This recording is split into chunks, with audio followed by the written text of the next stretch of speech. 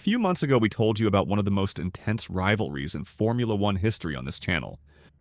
A rivalry that pitted two childhood friends against each other and put them in an unrelenting battle in the pursuit of the greatest glory in motor racing. Today, in our second chapter of this acclaimed series, we will have a rivalry that was characterized by three things, specifically the controversy and chaos it unleashed.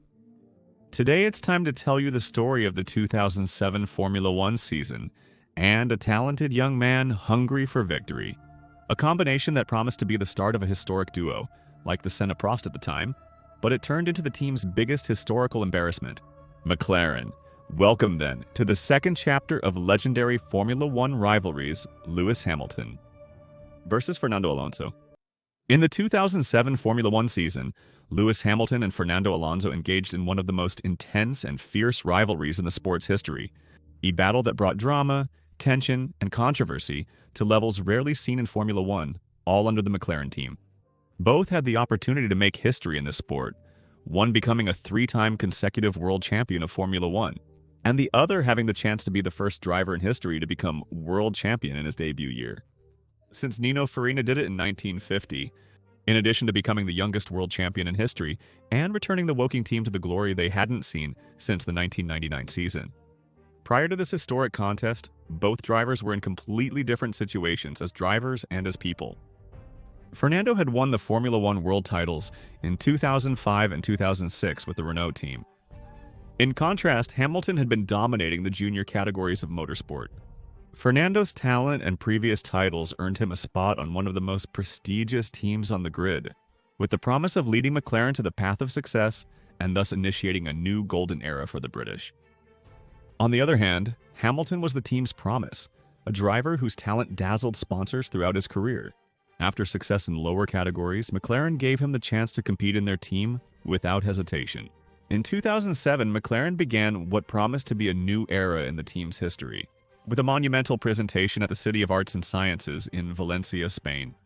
The Walking Ones gave the initial start for what promised to be the team's best season in years, with two highly skilled pilots, a winning car, and a project that evoked dreams of another epic and glorious golden age for the British team. Neither Alonso nor Hamilton nor McLaren knew the tragic and heartbreaking story that was about to happen.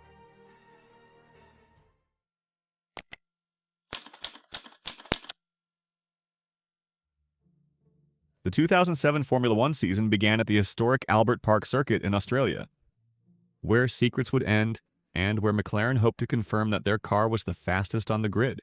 However, the team's eternal rival was unwilling to easily concede in this battle. Ferrari was emerging as the sole serious contender for the World Championship, since they had a fast car and a good pair of drivers. Kimi Räikkönen and Felipe Massa, both experienced and talented drivers, comprised Ferrari's team in Australia. Against all odds, they surprised everyone by beating McLaren in the year's first race.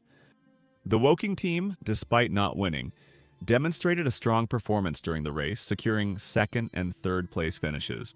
This boosted optimism for the remaining 2007 races. The first four races of the year would result in a nice battle between these two legendary teams. Fernando secured his first win of the season at the Malaysia Grand Prix. However, Ferrari's Felipe Massa secured victories in the following two races in Bahrain and Spain. But despite Ferrari having snatched victory in three of the first four races of the year, McLaren enjoyed being at the top of both championships.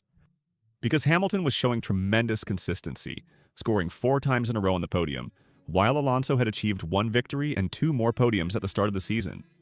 After these 4 races, Hamilton led the World Drivers' Championship, 2 points ahead of his boxing partner. Despite this, a huge obsession grew within the Brit, as Hamilton showed fantastic consistency. He had missed several opportunities to achieve his first Formula One victory, something that began to frustrate the Brit, who was impatient for this to happen. The Monaco Grand Prix of that season was the perfect opportunity for the Brit to achieve his long-awaited first victory. However, he faced another huge setback when his teammate snatched the pole position from him. At the beginning of that Grand Prix, Alonso refused to relinquish his lead in the race. During the course of that race, Alonso was comfortably leading and was on track to achieve his second victory on the Monte Carlo circuit and his second victory with the British team. However, during the course of the race, the Asturian began to report overheating problems with the brakes. For the same reason, he had to slow down his race car. To secure their 1-2 finish at the legendary Monte Carlo circuit, McLaren was determined not to risk the victory. They would also order Hamilton to slow down and slow his progress on the track, not knowing that at that precise moment. This action would ignite the rivalry that led Fernando Alonso and Lewis Hamilton to hate each other. Hamilton would directly disobey this team order, and lap after lap he would start to close the gap with Alonso, reaching the point that when he found him on the track, he did not hesitate to attack him in order to achieve victory. McLaren, desperate to stop this potential action that put the team's result at risk, would start to bombard the Brits' radio with messages like, "Lewis, slow down and secure the 1-2, and Lewis, we need you to slow down." But an angry Brit would answer them bluntly on the radio that he was faster than Alonso and was not in F1 to be second. Alonso defended himself from his teammate's attack. But after finishing lap 78, Alonso would impose conditions and win the race. However, this story was far from over, as Hamilton was quite upset about the incident. And in press conferences during his stay with the British media, Hamilton claimed that the team had snatched victory from him.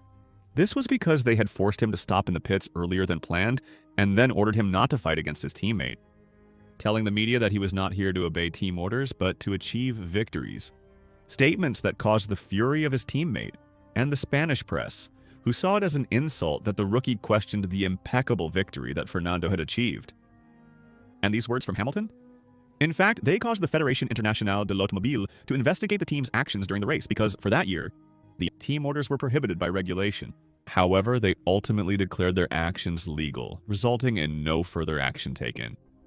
However, the world press, particularly the Spanish, anticipated Rondenis would discipline Hamilton for risking the win and defying team orders. In the end, Rondenis decided not to take any action, something that annoyed Fernando Alonso even more, and where, in fact, if the driver was quite pissed off. Pedro de la Rosa, years after this incident, revealed to the media that after that race, a key member of the McLaren team had hinted to the two-time world champion that he should not have won that race. In fact, Hamilton should have won, as he was superior to him throughout the Grand Prix. Words that hit hard on him, as someone from the team was directly questioning his victory. At that point, he felt his team didn't respect him as a driver or a two-time world champion. And yes, McLaren had achieved a historic 1-2 in Monaco, but it also managed to start an internal war within McLaren. A war in which no one would gauge the point at which things would get out of control.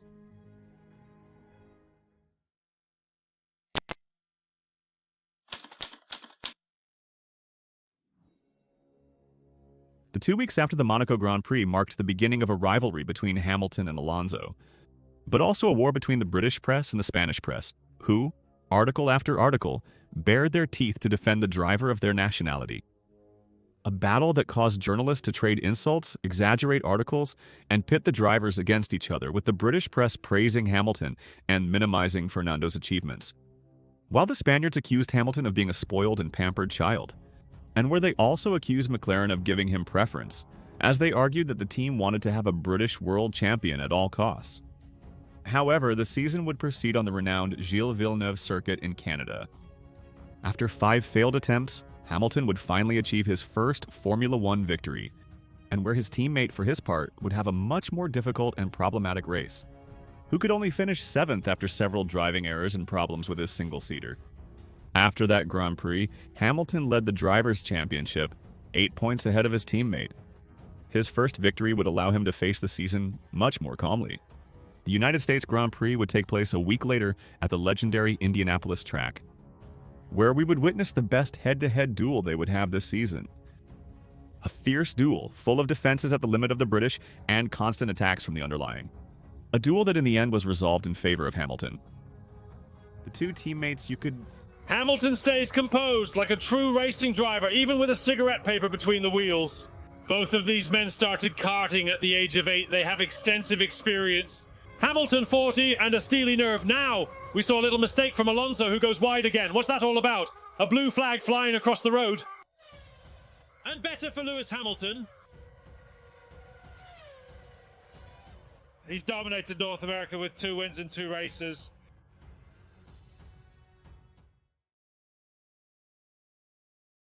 By this point, Fernando had realized how difficult this season would be for him, as his teammate would not be an easy rival to beat. His speed, skill, and pace had taken him completely by surprise. something that in his world champion ego would hit him hard, as he was not willing to let a rookie beat him with the same single-seater as him. As a result, the drivers attacked each other at every opportunity. Alonso, known for his temperamental nature, openly expressed to the media that he felt unsupported at McLaren, and in fact, he felt that the team was abandoning him. In addition to a long list of other things he used to say, the 1989 season reignited the chaos within the team, as Ron Dennis witnessed the turmoil between Senna and Prost once more.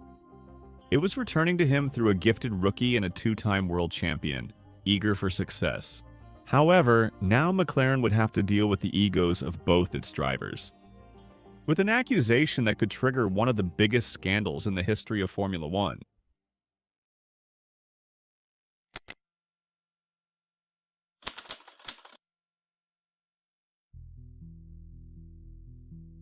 After the United States Grand Prix, Ferrari accused McLaren of unsportsmanlike espionage.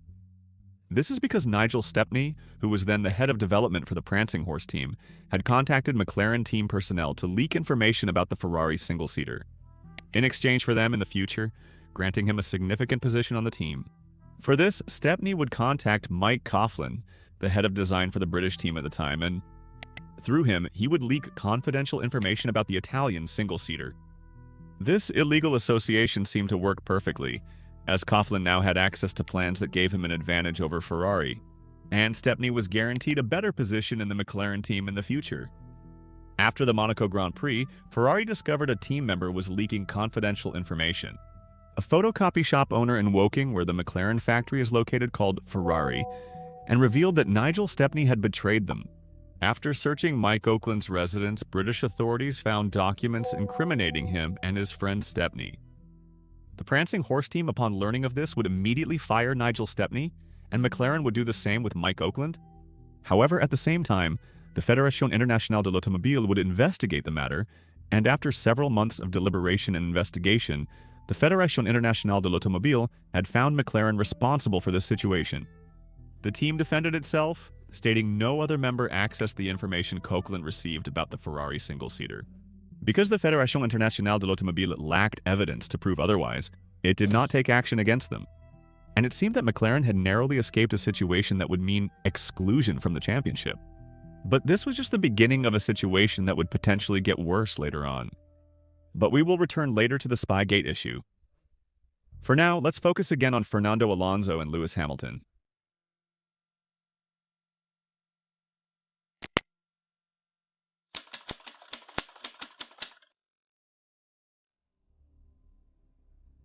Would the World Championship of the Great Circus continue its course?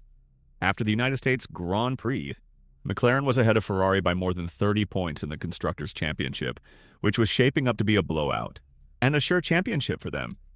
However, Ferrari would not throw in the towel and managed to respond by winning in France and Great Britain. But despite that, the advantage was still on McLaren's side, and in the Drivers' Championship, Hamilton was ahead of Fernando by 12 points. The European Grand Prix at Nürburgring following Silverstone was one of the most chaotic races in history, presenting two distinct scenarios. Another win for Fernando this season, amid one of the Fédération Internationale de l'Automobile's most controversial decisions in years. In the early laps of the race, torrential rain hit the circuit, catching most drivers and teams off guard. And during those chaotic laps, turn number 1 would become an ice rink, due to how slippery the asphalt got with the amount of water falling on the track. This caused many drivers to lose control and go straight to the escape route, including Lewis Hamilton. The drivers in the accident had to abandon the race, unable to get their cars back on track. All except Lewis Hamilton, who in an unusual and never-before-seen way, would be helped by the track marshals and the crane that was there at the time. They lifted the car back onto the asphalt, allowing the Brit to rejoin the competition. This action caused the Spanish press to start a crusade against the Fédération Internationale de l'Automobile, who they accused of conspiring with Hamilton to help him win the world title that season. They saw the assistance he had received from the crane to resume the Grand Prix as unjustifiable. And that would be the flag with which they would attack Hamilton throughout the season to defend Fernando Alonso. However, the Fédération Internationale de l'Automobile defended itself from that accusation, arguing that their action was not illegal, as the regulations stipulated that as long as the driver did not turn off the engine of his car, and it did not have severe damage, he could be assisted in his attempt to return to the track. Hamilton was the only driver assisted by the crane. According to the Fédération Internationale de l'Automobile, this was because the other drivers involved in the accident turned off their engines and exited their vehicles, missing the chance to be assisted by attendants. But for the Spanish press, this would be nothing more than a cheap excuse. After Fernando Alonso's victory at Nürburgring and his teammates' 0-point finish at the European Grand Prix, the World Championship heated up again, with only 2 points separating them in the fight for the Grand Circus glory. But no one could imagine what would happen 2 weeks later at the Formula One Hungarian Grand Prix. Before the Grand Prix qualification, McLaren had agreed that Fernando Alonso would start his qualifying lap ahead of Hamilton in the final stage. When going out to Q3, Hamilton would get ahead of Fernando. However, Hamilton received a direct order from the team to let Fernando pass, complying with the pre-qualification agreement. But Hamilton would again refuse to do so. Fernando would complain to his teammate and the team about what was happening, but he could do nothing to get ahead of the Brit. In Q3's first run, Hamilton briefly took pole, but Alonso claimed Hamilton's disobedience ruined his own first qualifying attempt. Outraged by the events, he decided to escalate the situation, and after entering the pits to change his tires to face his last qualifying attempt, would he take revenge against his teammate?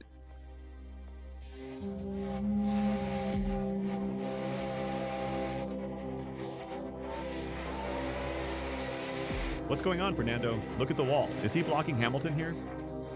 Is the team using a tactic to give Hamilton a headache? It might be. Fernando would deliberately block his teammate as retaliation for what happened earlier. He requested Hamilton to arrive timely for his final qualifying lap. Fernando not only started his final qualifying lap, but also snatched pole position from his teammate. After the classification, Hamilton and Alonso's discontent with Ron Dennis was visibly noticeable, and the tension could be cut with a knife. McLaren and Alonso defended themselves in press conferences to minimize damage and controversy over the incident. He said the team ordered him to wait in the pit to avoid being blocked by the cars ahead of him. Due to a timing miscalculation, Hamilton couldn't complete his final qualifying lap. However, later on, when Fernando was asked why, McLaren was so upset having their two cars in the first and second position.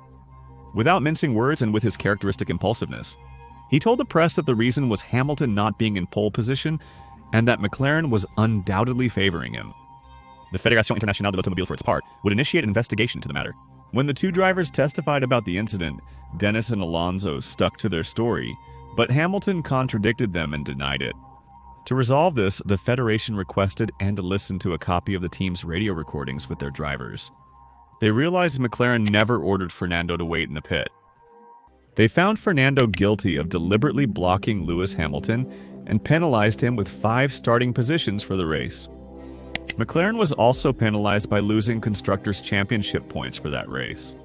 Fernando's fans and the Spanish press were once again enraged by his penalty for an internal team situation, which they failed to understand.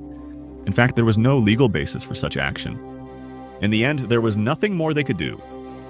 Fernando lost pole position, allowing Lewis Hamilton to win the race while Fernando finished 4th. This situation triggered an internal fight within the team.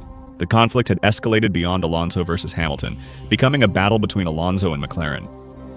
A fight whose consequences we will know a little later. Thank you.